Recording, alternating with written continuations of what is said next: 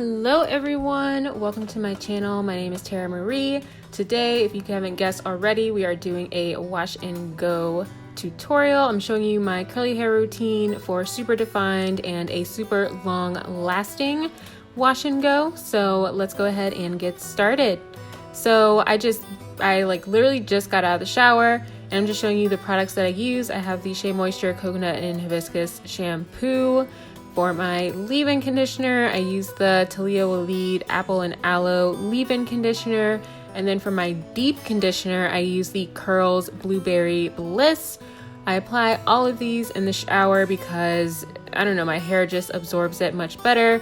And by that, I mean my leave-in conditioner. I don't apply my leave-in after I get out. I just go ahead and apply it after I do my deep conditioner, and then I come out and then do the rest of my products. So what I'm doing right now is just preparing my hair for my styling products. I like to separate it into 4 sections. So I just part it down the middle first and secure it with a hair tie.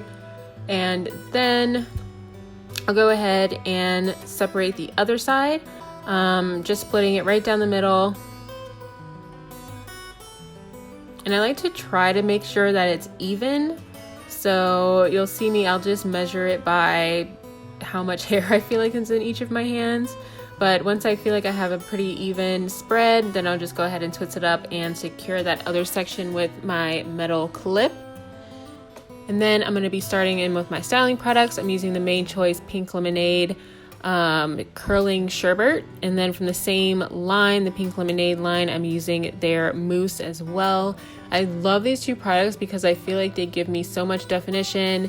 I get the least amount of frizz with these products, and I don't know, this is just my favorite combination. It's not too heavy. I feel like I also get the most volume because the products aren't heavy. It doesn't weigh my hair down. So what I'm gonna do, I'm gonna pick up maybe like a 75 cents amount, and I scrunch it in the ends first just because my hair is super long. I want to make sure that my ends are getting some love also, and so I'll scrunch it on the ends, and then I'll start to evenly distribute it with my hands. And I'm not sure if I just forgot to mention this, but I also detangle each section before putting the styling product in, just because I feel like it makes my hair a little bit easier to take in the product, and also it makes it easier for each strand to get some product as well. So I'm just taking 2 pumps of my mousse and then doing the same process that I did with the curling sherbet to make sure that each strand is evenly coated and I'm getting it from root to tip. And I'm just doing a quick length check here, not too shabby.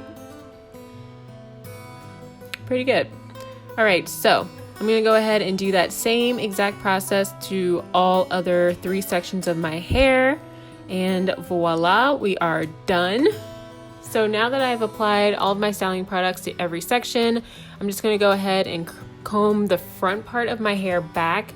I do this because I don't like the front of my hair drying forward, so that when it dries it's like hanging in my face all the time. So what I like to do is comb it back, and then I'll take just a small amount of styling product and rub it between my hands and apply it on the front parts of my hair.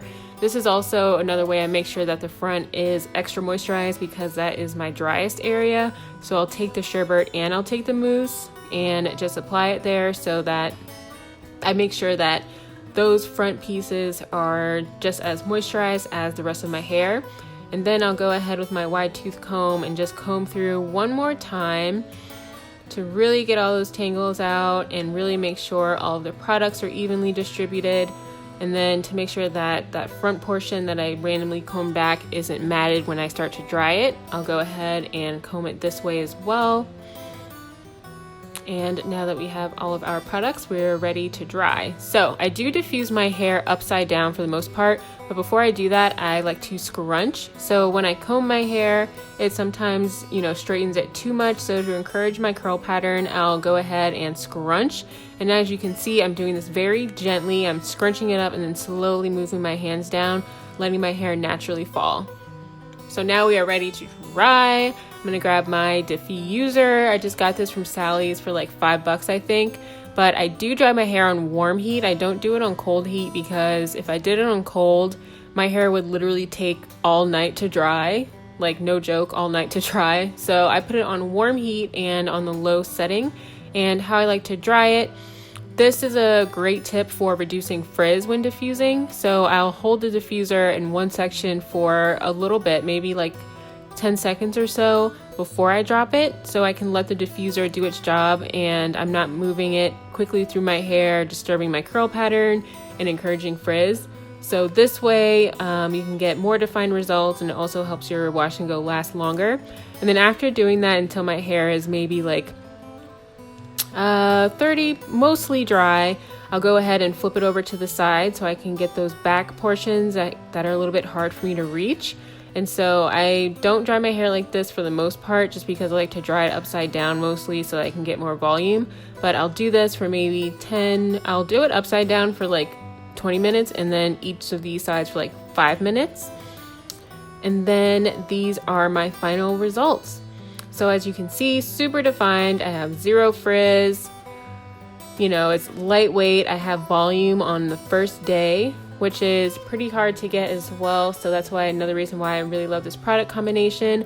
So thank you so much for watching my curly hair routine video. And if you like what you see, please hit that subscribe button and also the like button.